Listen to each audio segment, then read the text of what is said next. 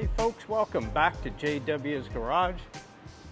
Over here I'm got a little bit of duct work going on for the cooling system on the C5. It's something I've needed to do for a long time and I'm finally getting around to doing it.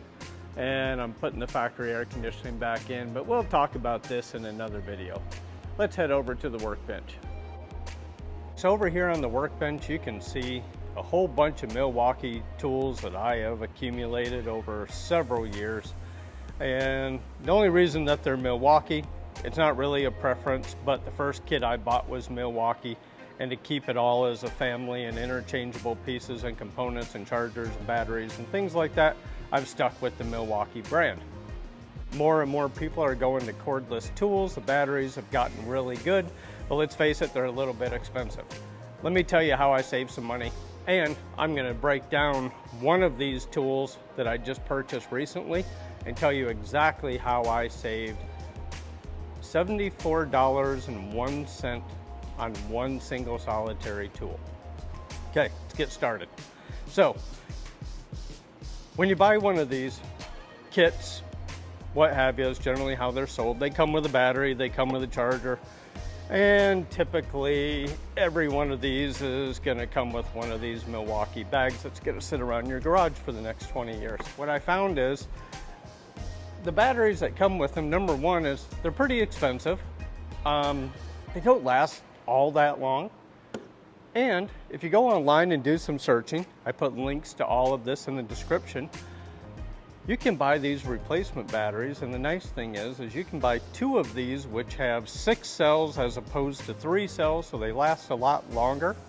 But you can buy 2 of these for the price of one of the factory batteries that comes with your tool. That also goes for the tools that fall into the M18 class. You get these factory batteries with them. They're a lot better. They work pretty good.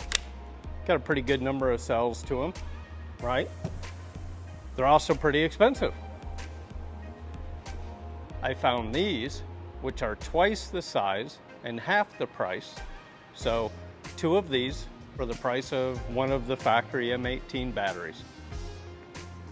Then, let's see, my most recent tool purchase, and I'm gonna break down the math on this one for you. Let me pull out my handy note here. Okay. I've been wanting a 1/2-inch drive impact because I am so tired of dragging an air hose around the car. I haven't bought one because that particular tool with the battery, with the charger, with the bag that's going to sit in your garage 22 years is $329. One day happened to be on Amazon and the power tool comes up, but only as the head itself, okay? The head itself was $207 plus shipping. So I bought just the power head. Then I bought a set of the batteries. The batteries were $47.99 for a grand total to have an operating 1/2-inch impact of $254.99. Subtract that from $329, I saved $74.01. And with that $74.01, you can take your wife out to dinner.